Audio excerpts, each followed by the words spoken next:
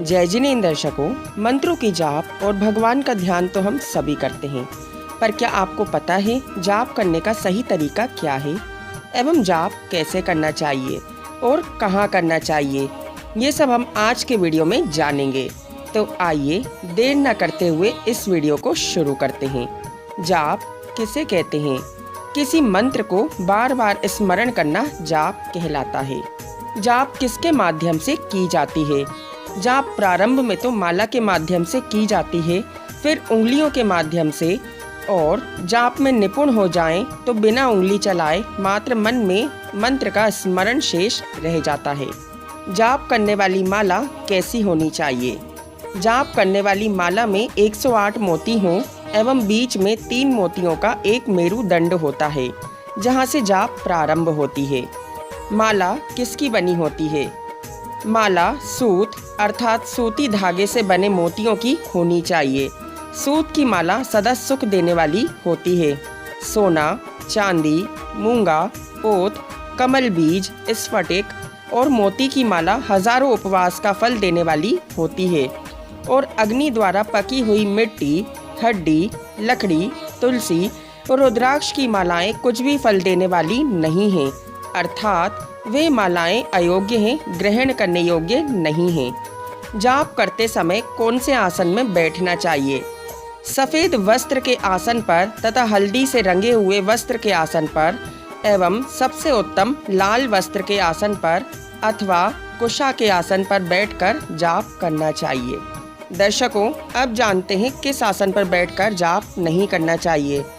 बांस पर बैठकर की गई जाप दरिद्रता प्रदायक, पाषाण की शिला पर बैठकर किया गया जाप रोग प्रदायक, पृथ्वी पर बैठकर की गई जाप दुर्भाग्य या भाग्यहीन प्रदायक, घास पर बैठकर की गई जाप चित्त की चंचलता अस्थिरता प्रदायक, हिरण, शेर, बाघ आदि जानवरों के चमड़े की छाल पर बैठकर की गई जाप अज्ञानता प्रदायक या ज्ञान हरती है।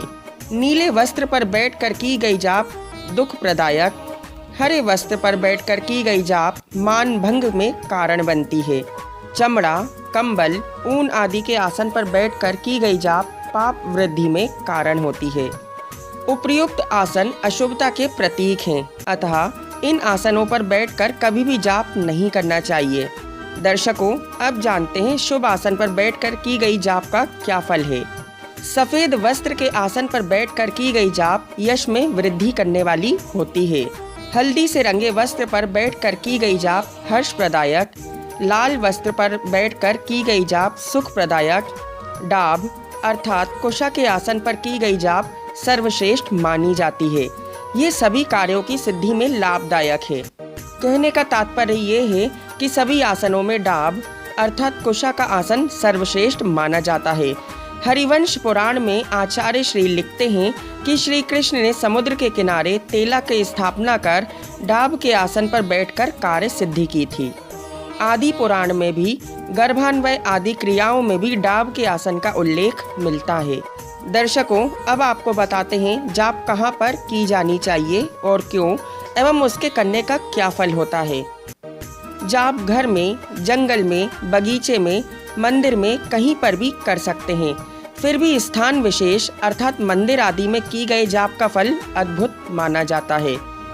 अपने घर में जाप करने का फल 1 गुना है, वन में जाप करने का फल 100 गुना होता है, पर्वत, बगीचे या पवित्र वन में की गई जाप का फल 1000 गुना, पर्वत पर जाप जपने से 10,000 गुना फल मिलता है, नदी के किनारे जपने से लाख गुना फल, और जिन मंदिर में माला करने का फल करोड़ गुना मिलता है, और साक्षात जिनेंद्र भगवान के निकट जाप करें तो अनंत गुना फल प्राप्त होता है। माला किस उंगली से फेरना चाहिए? सभी उंगलियों से जप करने का अलग अलग महत्व है। मोक्ष प्राप्ति के लिए अंगूठे से माला जपनी चाहिए। औपचारिक कार्यों के लिए तर्जनी उंगली से जाप करना चाहिए। धन और सुख प्राप्ति के लिए मध्यमा, ग्रह आदि उपद्रव शांति के लिए कनिष्ठा से जाप करना चाहिए। शत्रु नाश के लिए तर्जनी उंगली से जाप देनी चाहिए। दर्शकों, लेकिन हमें ये जाप नहीं करना चाहिए। धन संपदा की प्राप्ति के लिए मध्यमा उंगली, शांति कर्म के लिए अनामिका उंगली, सर्व कार्यों की सिद्धि के लिए कनिष्ठा उंगली, और इस प्रकार अलग अलग उंगली के जाप करने से अलग अलग फल प्राप्त होता है।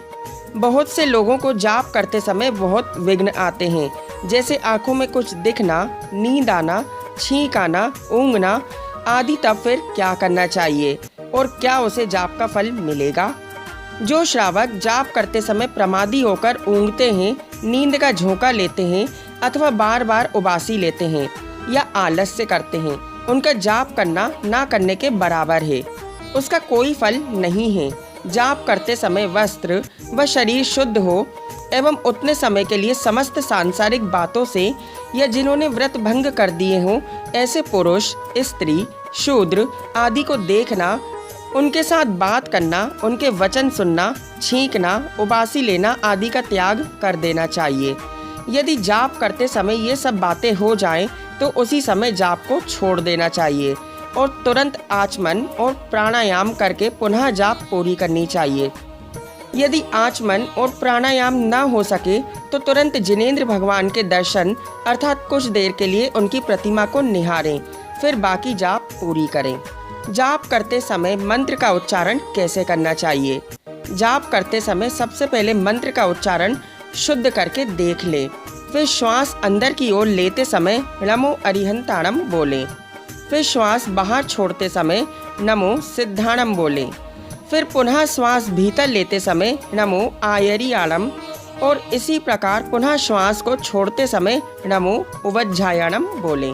पुनः भीतर लेते समय नमो लोए और श्वास को बाहर छोड़ते समय सव्यसाहुणम बोलें।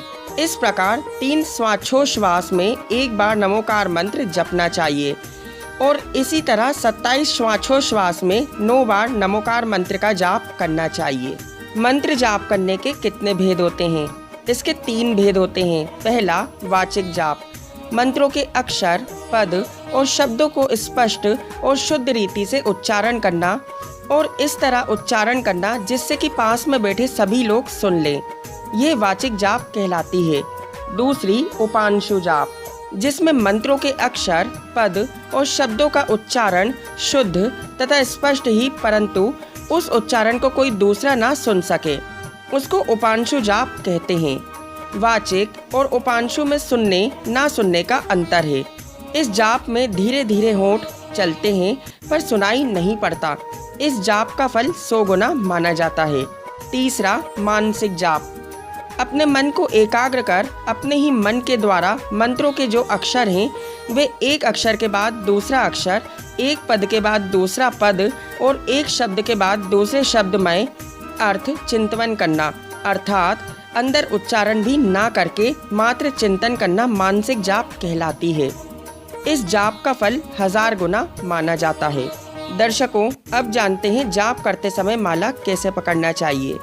जैनागम के अनुसार जाप करते समय माला के मेरुदंड का उल्लंघन अर्थात पार ना करते हुए जाप करें। जब एक माला पूर्ण हो जाए तो दूसरी माला करते समय माला को पलट लेना चाहिए। जहाँ प्रथम माला समाप्त की थी वहीं से दूसरी माला शुरू करना चाहिए। मेरु का उल्लंघन नहीं करना चाहिए एवं जाप करते समय मन को पंच परमेष्ठी के ध्यान में लगाना चाहिए। अपने बाएं हाथ को अपने गोदी में रखना चाहिए एवं ध्यान मुद्रा धारण करें। अंगूठे की जड़ से लगा दें। तीनों उंगली खड़ी रखें अर्थात अपने दाएं हाथ के अंगूठे और तर्जनी से निर्मल जाप की माला फेरनी चाहिए। जाप करने की यह विधि बताई गई है। उसके सिवाय जो मनुष्य अपने हृदय में उद्वेग या चंचलता रखता हुआ जाप करता है अथवा जो उंगली के नख के अग्रभाग से जाप करता है वे सब जाप निष्फल मानी जाती हैं। माला में 108 मोती ही क्यों होते हैं? संसारी जीव हमेशा प्रमाद और कषाय के अधीन रहते हैं तथा त्रय स्थावरों के भेद से 12 प्रकार के जीवों की मन, वचन, काय, कृत, कारित, अनुमोदना के द्वारा 108 भेद रूप 5 पापों का आश्रय बंद करते रहते हैं। उनकी निवृत्ति के लिए 108 मणियों की माला बनाई जाती है। दर्शकों, अब जानते हैं 108 पापों के भेद कौन कौन से होते हैं। 5 स्थावर, इतर निगोद, नित्य निगोद, 2 इंद्रिय, 3, 4 पंचेंद्रिय, संगी पंचेंद्रिय, असंगी।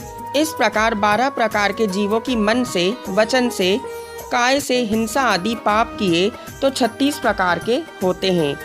12 जीव समास को मन वचन काय से गुणा किया जाए तो इसका योग 36 निकलता है और इन्हीं को कृत, कारित और अनुमोदन से किया जाए तो 12 प्रकार के जीव गुणा मन वचन काय की कृत, कारित, अनुमोदन की प्रवृत्ति से 108 पाप होते हैं। अर्थात एक एक पाप के नाश के लिए एक एक मोती माला में रखा गया है।